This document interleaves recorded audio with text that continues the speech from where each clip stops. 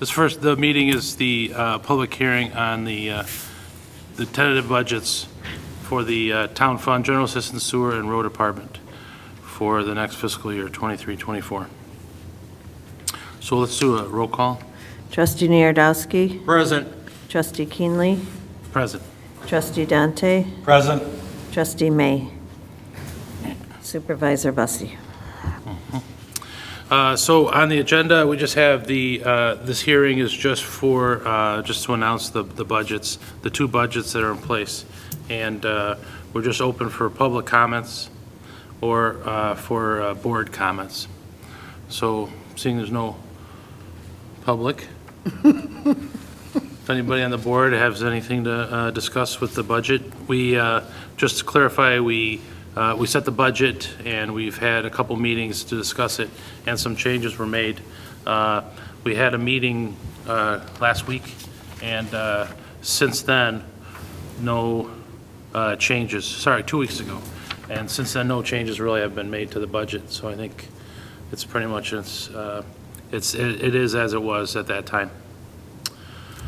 Is there any other comments anybody has? Discussion? No. The budget? Okay. I need a motion to adjourn this meeting. So moved. Second. Roll call. Trustee Narodowski. Aye. Trustee Keenley. Aye. Trustee Dante. Aye. Adjourned. Okay. Let's call this meeting into order. Stand for the Pledge of Allegiance. Pledge of Allegiance to the flag of the United States of America and to the republic for which it stands, one nation, under God, indivisible, with liberty and justice for all. Okay. So let's do a roll call. Trustee Narodowski. Aye. Trustee Keenley. Present. Trustee Dante. Aye. Trustee May. Supervisor Bussie. Okay, so for the public comment, so then we'll go to the consent agenda. This is the authorization for payroll bills. Make a motion to approve it. Okay. Second. Any discussion? No, sir. Roll call.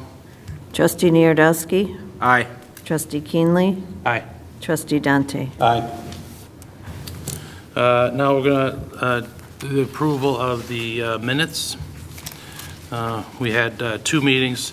The January 23rd was a regular board meeting, and the February 15th was a special board meeting.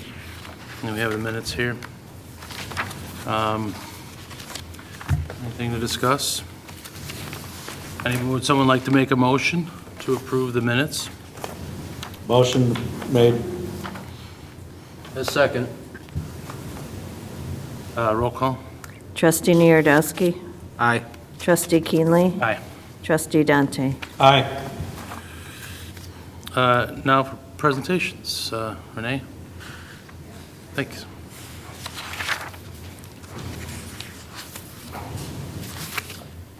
Thank you for allowing me to spend the next 10, 15 minutes with you to share a little bit about what youth services does. Can you hear me okay with? Mm-hmm. Okay, very good.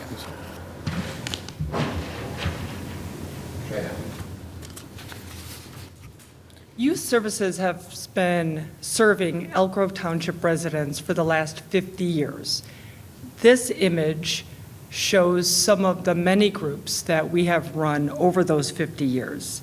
And it's kind of a compilation of groups that have been implemented, creative, in the community, at schools, and on site. So since established in 1972, when the Illinois legislature passed the Towns and Township Act, the passage of this act gave Elk Grove Township Board of Trustees the authority to establish a youth committee and to use local tax dollars to pay for services deemed necessary to promote health among the community's young people. Since then, however, we have expanded and broadened the programs that we offer, which now include services for the entire family. These will be some of the things I'll be discussing tonight: outcomes, trends, visions. Again, our primary goal is to serve the youth, and we do that by harnessing the power of groups so that youth become healthy and responsible and successful adults. I'm happy to report that we are meeting this need. Sharing a little bit about how we're doing that. This slide shows some of the core groups that we offer. Some are during the day, during the school day, and some of them are on site. The Anxiety and Coping Skills group is a fairly new program, and it has seen an increase of need amongst the junior high level in particular, especially post-COVID. The community education, which is the last bullet on this slide, the topics on that vary, but there is one topic I want to make you aware of. Next Thursday, I will be presenting at the Elk Grove Library to parents and caregivers on how to help kids who have social skill deficits. So if any of you are open next Thursday, feel free to come and join us. What time is it at? It is from 6 to 7:30. Yeah, and I know it's on the Township's website as well as the libraries. They just pushed it out through social media. As you know, the needs of the community change and are constantly evolving. What we do at Youth Services is we listen to the needs and create programs that help meet those needs.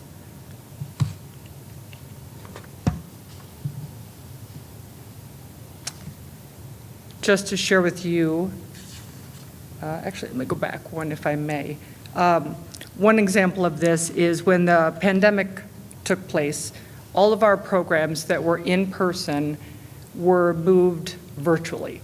And this was no easy task, right? Because we recognized that kids were online during the entire school day, and now we're offering groups at night. We had some resistance from parents saying so much screen time. But we were able to modify our programs, still keeping the same content and making it engaging for the youth. The nice thing about that is we had just about 100% attendance rate for all of the virtual programs that we offered. Post-COVID, we had to make the shift again, and I am fortunate that I've been with the Township for many years. We won't say how many, but several years, and this has actually worked to my advantage because when I reconnected with the gatekeepers at the schools and in the community and listened to not only what their current needs are, but also new needs based on transitioning back to school and back to in-person, it allowed me, one of the few people, I think, to go back and run groups in the school. And a lot of my other agencies are like, how are you able to go back into the school? They won't let us back in. But I think part of it is just that rapport of knowing the staff, the administration for so long.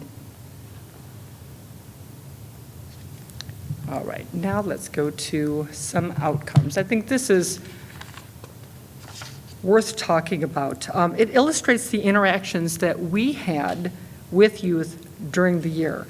Now, some of them were considered duplicate or repeat customers. For example, if a participant was enrolled in one of our programs and it was an 8-week program, we only counted them once, even though they attended 8 different times. The orange chart is for fiscal year ending 2022. So from April 22 to, let me see here, April 22 to March 23. No, I have that backwards. 22. I'm sorry, April 21 to March 22. We did not, there's an asterisk by the orange chart because from April through August, when everything was transitioned online, we didn't necessarily keep data, we were asked in August to keep data. So we kept our own records, and that's why, again, I just wanted to put an asterisk by it for numbers. But the blue chart is representative of the fiscal year ending in '23, so April of 2022 to March of '23. Again, I do have an asterisk by it as well because March isn't here yet, so I don't have data collected. But the good news to report is, based on this report, there was a 17% increase of youth served.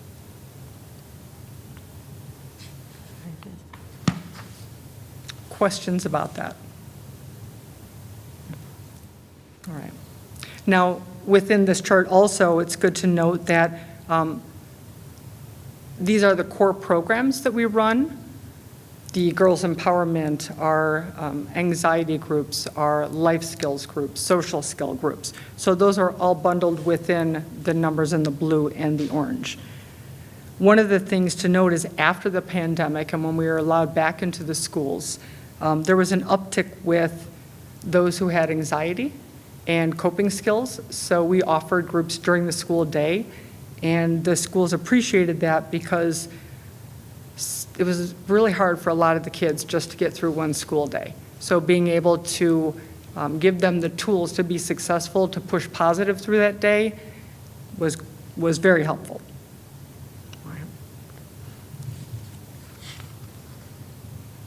If we look at this chart, what I wanted to do is a comparison based on service hours. The graph shows a 12-month run rate of direct service hours broken out each month and by the year. So the takeaway from this chart is that there was a 15% increase from last year to this year. Now again, the blue graph, the data is not 100% accurate because we didn't track between April and August when we were all virtual online, except for the notes that we had in our system, the data collected. The orange graph is also something to note in terms of data, because although we know February, how many hours, and it's almost, the end of the month is almost here, for March it's not here yet, so I just couldn't report it on this particular chart. But if you notice in the middle, right around August, there was an uptick. That's when we started moving back from virtual to in-person groups. So again, it was one of those transitions which allowed us more direct service hours in the community. But it was, again, a big shift. And this chart just illustrates some of the places that we harness the power of groups on site here in the town hall, the schools, and out in the community.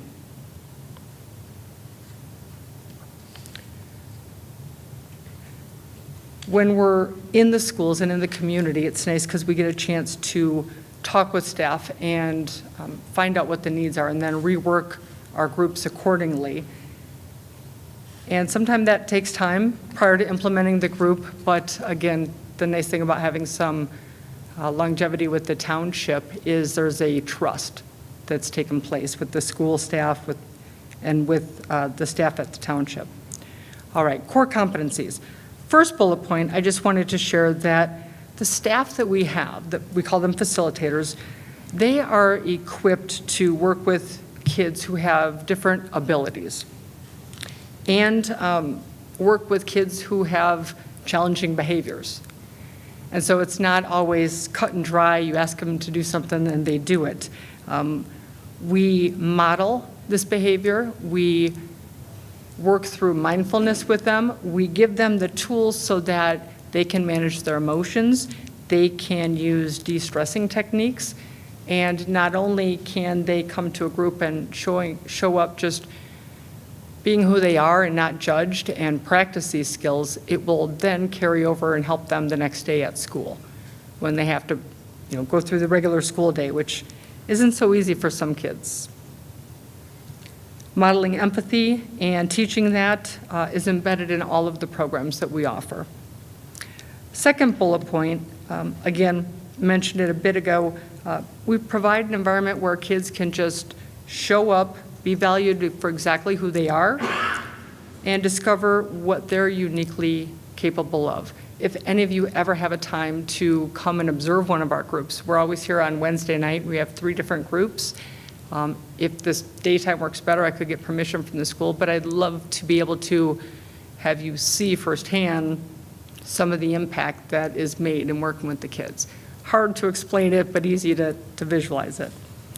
All right, the last bullet point on this slide has to deal with supporting and advocating, and also being able to allow the kids to build on their strengths. So many kids, their self-esteem, their self-worth, they just don't think they have any. And so being able to catch them doing something right and point that out. We're very strength-based, solution-focused, always have been, and that really works with youth and our approach to working with youth.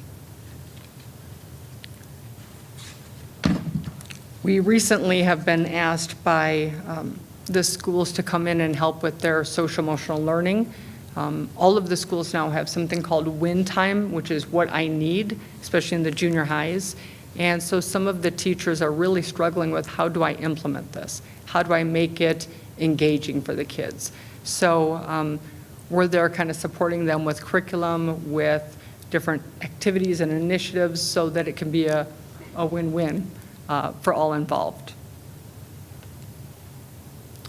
One personal goal that I had, and when Paul and I meet, we were talking about my goals, and he said, is there a way to have registration done online? Well, we went ahead and did that, and we created with all of our flyers, this is just a sample of our winter flyer, how people can register online for our program. And it's nice because it gives them a first choice of group, a second choice of groups. It allows us to collect some data, and then we manually track that so that if they come back, the next semester or whatnot, we already have that in the system. So again, being more efficient has definitely helped. So I want to thank Paul for that, because it was a little bit out of my comfort zone trying to figure out the QR code thing. But it's like, you got this, you can do it. And so we made it happen. All right. Some of the trends, just to share what we're seeing in the school, in the community. An uptick in anxiety with youth as young as 3rd and 4th grade. And it's interesting because I run a girls empowerment group at one of the elementary schools, and there's such an influx of kids from different countries, right? And so being able to navigate their day, the anxiety that the social worker is seeing, that I'm seeing in our groups, has just spiked. So being able to work through that and support them and have them get through their day to become those successful adults is something we've worked really, really hard on. The increase in demand on teachers and their willingness to take on more responsibilities, that's definitely something that's been increasing. We've met with Katie Ossel and Ashley Robertson from the district, and working with them on training their staff, their outreach workers, on social emotional learning so that they can then implement it. So instead of us going in and always doing the direct service, kind of like a train the trainer for their outreach staff, and then they can go to the teachers accordingly. One of the other trends that we're seeing, and we're meeting the needs, is the agencies that the township funds. I've made an effort to reach out to them and say, hey, how else can we support you? For example, Alyssa's Mission. They are an organization that main mission is to make awareness on depression, on signs of suicide. So recently I've partnered with them, and because I already have the report at the junior highs, I've been going in and presenting the curriculum to 6th, 7th, and 8th graders. I think a couple weeks ago I tallied my numbers, and I had in total 180 kids that I saw for that week. So I was like, oh, no wonder I'm tired at the end of the week. But I love my job, and I'm good at it. And to be able to have the support of the board and the support of the township is huge. Having those broad brushstrokes to be able to go in and work with such a variety of youth on the skills that they lack. You know, I always say kids want to do well if they can, but if they lack some skills, then we as adults need to figure out how to go about and support that, so that they have the skills to be successful. And that's one of the nice things about the Youth Services Department is we go in and we do that in a variety of ways. All right. Last couple minutes, just sharing a little bit about the vision. Our goal is to continue to work with kids, teaching them life skills, the soft skills, right? I'm always struck by the fact that even something as simple as when you meet someone the first time, entering a conversation, a handshake, or eye contact, or knowing how far to stand from each other. And I think a lot of these skills were lost in COVID, whether it's neurotypical kids or kids who have social skill deficits. So continue to teach these life skills so that they can become successful contributing adults. Partnering with agencies and also departments within our township. We do a lot of wraparound services with social services, with adult and family counseling, and it's nice to offer that.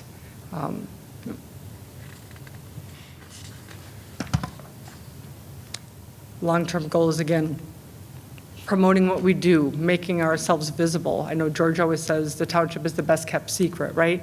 So it's nice when I go in, I wear the name tag proud. I want people to know who we are and what we do. Oftentimes in my briefcase, I have brochures of the other departments. So that awareness and the value that we have. Another long-term goal is working on finding some software that will help track data of the participants and instead of doing it manually. And then increasing the pool, the staff for the Youth Services Department. I was pleased and honored that part-time staff has been granted, so I'm really looking forward to utilizing that, so thank you. All right, questions that you have? Probably just. Yeah, how big is your staff? How many? It's me. It is, okay. Clarify, yeah. And I have two people who are extremely knowledgeable and loyal. They've been here for many years. Ed works 15 to 20 hours a week, and Jill works mainly supporting the on-site groups that we have here. Yeah. The 2,700, that's an impressive number for.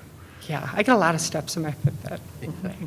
But again, it's nice because the township gives the support to go out and work in the community. And today alone, I was at a junior high and ran 3 different anxiety groups. And, you know, it's hard to collect data on a daily basis, but when the social worker at the end is like, wow, we made a difference today. That's huge, yeah. You know, I will say, Renee, without trying to sound biased, as being a trustee here and a member of the board, I truly think that this is what sets the townships apart, right? Mm-hmm. I have been in your groups, sitting, watching, or out at an event that me and you were together for. Yep. And you have a way with kids that they just seem to embrace you. Thank you. They don't forget. They're excited when they see you. And I think that speaks a lot to you. Thanks. You have the patience of an angel, and you've been doing this for so long that I think that you've touched, obviously you have touched many different levels of children, whether it be at the same household, that have come brother, sister, brother, whatever that may be. But I have witnessed with my own eyes the power that you have and the changes that you're making with the children. And I think that, like I said, is what sets the township apart. But I personally think what you're doing is absolutely phenomenal. Thank you, Vince. I appreciate that. Just for example, like the anxiety training and stuff like that, did you come up with that, or was that presented to you? Was there a need for that There's definitely a need, and more so post-COVID, when we were going back into the schools. It was a observation that I had, but also just partnering with the staff at the school Okay. and across the elementary and even the junior high. It's nice because I can draw from several curriculums. I'm not tied to one particular curriculum. And knowing youth and the changes and depending on the population of youth, right? I draw from things that will resonate with them, but I also am a big component of experiential learning, hands-on learning. So marrying the two and then working on the timeline that they have. Some groups, it might be 40 minutes because they're on a scheduled period, right? But then I try to alternate that so they don't necessarily miss that same class every week, if it's a 8-week session, for example. Try to be flexible in that regard. But we do pre and post surveys. The school's been administering those. So collecting that data, because it is kind of a new group, will help us figure out what we're doing well and what we need to adjust accordingly. Yeah. Is that something you're going to offer to adults also?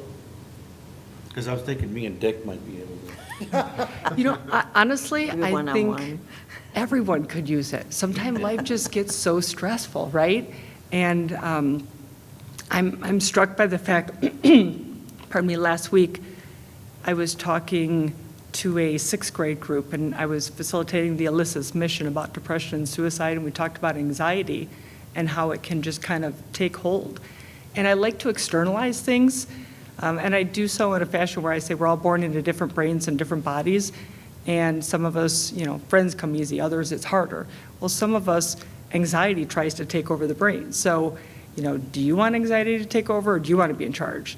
And then it's that buy-in, right? But now what can we do to figure out how you can stay in charge? So a lot of it has to do simply with breathing and focusing on that. So the anxiety doesn't go from regular anxiety to a panic attack.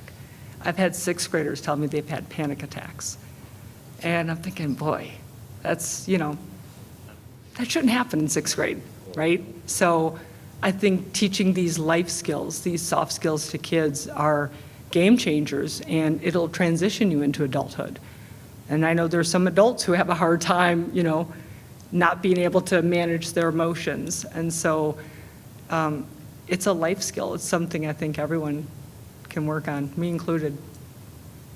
Thanks. I just want to say, before I retired from the school district, you were last year working with a small group from the school I was at, and Yeah. the social worker, I can't tell you how many times she said, you know, I learned this from her, she showed me this, I learned how to do that, you know, just, and how the kids responded. But it's you're making such a big difference, not just with the kids, but the teaching the teachers. Yes, thank So, you. and sadly, it's really needed, so. It is, at a younger and younger age. Yeah. So, yeah, thank you, Sue Ellen. Appreciate it. All right. All right. Thank you. Welcome. Thanks, Renee. Okay. Appreciate your time. Thank you, Renee. Thank you, Renee. Okay, so now we'll move on to the our elected officials' monthly reports. Connie? You have my written report. We closed for border review a week ago Friday, which was nice because we had a 3-day weekend to recover. If you notice from the statistical report, compared with the last border review, we almost quadrupled our number of appeals, not to mention the research done, the telephone calls, and what have you. Some of this can be accounted for because it was a triennial border review. We probably would have had more, but the county neglected to get out results letters to approximately 80% of our residents who filed an appeal. So from that standpoint, I did notify them. They did send a letter to us. They wanted to send it to all 25,000 residents, which I discouraged them from because that would have just created a tsunami for people who had not even filed an appeal with the county. So it was an interesting time. I will tell you that just looking, this Board of Review period should have taken place last year. We're that far behind. So that doesn't give me a lot of hope for when the tax bills will be out, because right now, Maine, Wheeling, I know, is open for appeals. So they haven't gotten through the Northern Tri to finish up for last year. I'd also have you take note that there's a year-to-date report for 2022, and it was a banner year. I mean, we had so many more people accessing our services, and I can only see that as a trend that is going to continue as residents talk to their friends and neighbors and say, you don't have to go through this. You can go to the township and they'll help you. So from that standpoint, we did over 10,000 pieces of business for various taxpayers last year. That's a lot. And when you look at this last month with the end of the Board of Review appeal period, we're already, just for the month, at 2,000. So you can see that our services are being utilized much more frequently. And any questions, I'll be happy to answer. And you said there's 25,000 taxpayers, property owners No, in the we township? did over 10,000 pieces of business.